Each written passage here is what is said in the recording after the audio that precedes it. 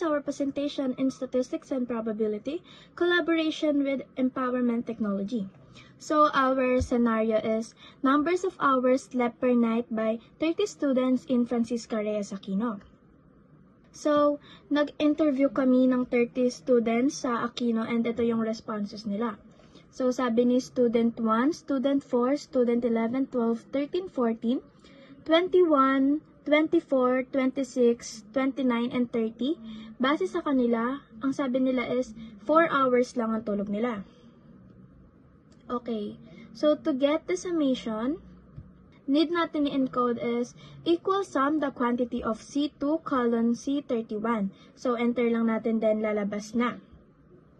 Okay, next naman, sabi naman ni student 2, 3, 8, 9, 10, 15, 16, 19, 22, 23, 27, and 28. Base naman sa kanila, 5 hours ang tulog nila. Again, so to get the summation, we need to encode this equal sum the quantity of D2 colon D31.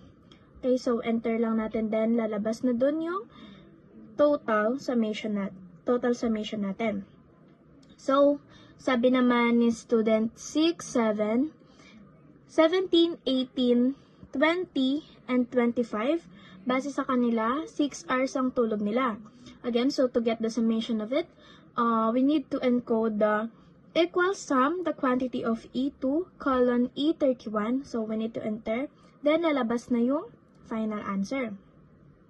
Okay, so sabi naman nila student, which is si student 5, ang number of sleep niya daw is 7 hours. So, siya lang ang nagsabi nun. So, to get the summation of it, type lang natin yung equal sum the quantity of F2 colon F31. So, enter lang natin, then lalabas na yung summation.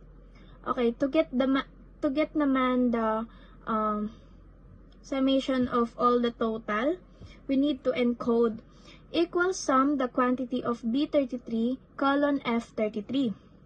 So, lalabas na dun yung ating result ng summation natin. So, yun yung total. So, makikita natin dito sa X, ito yung mga R's na pagpipilian ng mga correspondence, which is 3, 4, 5, 6, and 7. Then, dito naman sa F, ito yung mga napili na ng mga correspondence, which is 0, 11, 12, 6, and 1.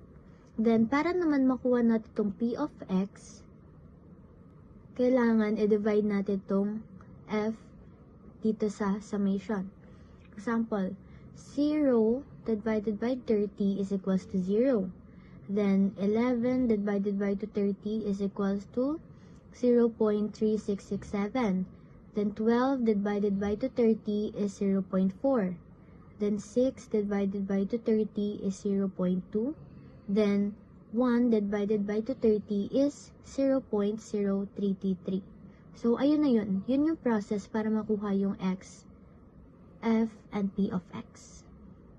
So, for X times P of X, so ito sa sa 3 hours natin, since 0 siya, 0 yung response, 0 na din dito sa X times P of X. So, dito naman tayo sa 4. Ang gagawin natin is X, ang X natin is si 4. Ang P of X naman natin is si 0.3667. So, ang gagawin natin is, ita-times lang natin yung 4 times 0.3667. Tapos, lalabas na dun yung answer. Ang answer natin is 1.4668. Next naman, ang X natin is 5. Tapos, ang P of X natin is 0.4. Ita-times lang ulit natin. 5 times 0.4. So, ang answer is 2. Next, ang X natin is 6. So, ang P of X natin is 0.2. So, to get the X times P of X, times lang ulit natin. 6 times 0.2. Ang lalabas is 1.2. So, sa last, ang X natin is 7. Ang P of X naman natin is 0.0333. So, ganun ulit. 7 times 0.0333. Ang lalabas is 0.2331. So, to get the summation To get the mu, kailangan natin to i-add lahat. So, add lang natin. 1.4668 plus 2 plus 1.2 plus 0.2331. And ito na yung answer. Yung mean natin is 4.8999. So, ngayon na nakuha na natin yung mean or yung mu, dumako naman tayo sa ating x minus mean or sa ating x minus mu. So, dito naman, para makuha natin siya is isusubtract natin yung x sa nakuha natin na 4.899. So, ang mangyayari sa kanya is A2 minus ating D7 which is yung ating 4.899. So, pag minus natin siya, ang magiging result niya is negative 1.899. Same lang sa ating A3 hanggang sa A6. So, ang mangyayari, A3, ima-minus natin siya ulit sa ating D7, which is ito, and ang lalabas na result sa kanya is negative 0.899. And then, sa ating A4, is ima-minus natin siya ulit sa ating D7, ito, and then, ang magiging result niya is 0.1001. Same lang sa ating A6. So, ang mangyayari, A6 minus D7, or mangyayari is, ang lalabas na total sa kanya is 2.1001. So, there you have it. Nakuha na natin yung sa ating x-min. Okay, tapos na natin kunin yung x minus mu.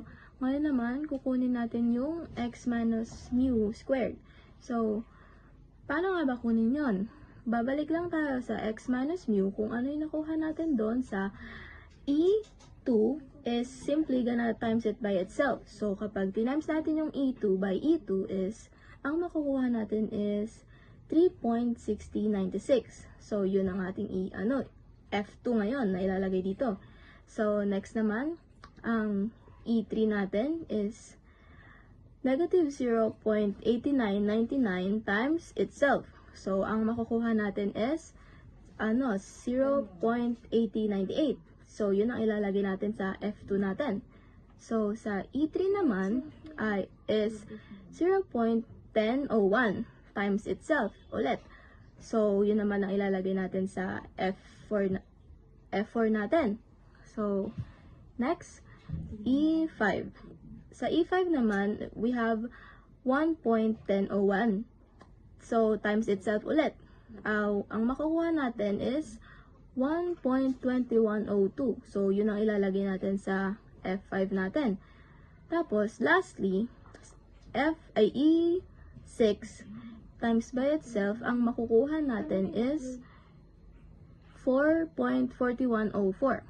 So, ayan, nakuha na natin ang x minus mu squared.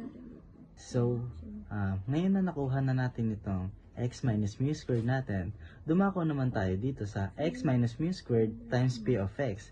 So, ano nga ba ang ibig sabihin nito? Ang ibig sabihin nito, itong x minus mu squared daw natin na to is ita-times natin siya dito. So, paano yun? So, ito, F2 natin na 3.6096 ita-times daw sa 0. So that you can get a 0. And then, the next one is, F3 natin is ita-times natin siya dito sa C3. And, ang makukuha nating sagot is 0.297. And then next, dito na sa ating F4, times natin siya dito sa ating C4 na 0.4 na makukuha natin is 0.004. And then, ang F5 natin na 1.2102, ito times daw natin siya dito sa ating C5 na 0.2. So, ang ating makukuha is 0.242. And then, the last one is ang ating F6 times natin dito sa C6. And, ang makukuha nating sagot is 0.1469. And there you have it. You have this x minus mu squared times p of x. So, para makuha ang variance, ang kailangan daw gawin natin is simply add it like this. Lahat to is i-add natin. So, kapag in-add mo lahat yan, ang makukuha mong sagot is 0.6899. Ayan. Or, kapag ni-round up mo is magiging 0.69. And then, para makuha ang standard deviation is kailangan daw natin i-square root ang ating variance. And then, ayan, in-square root natin ang ating variance. Kaya ang nakuha nating sagot is 0.830602. And that is all. Meron ka ng complete set ng distribution table.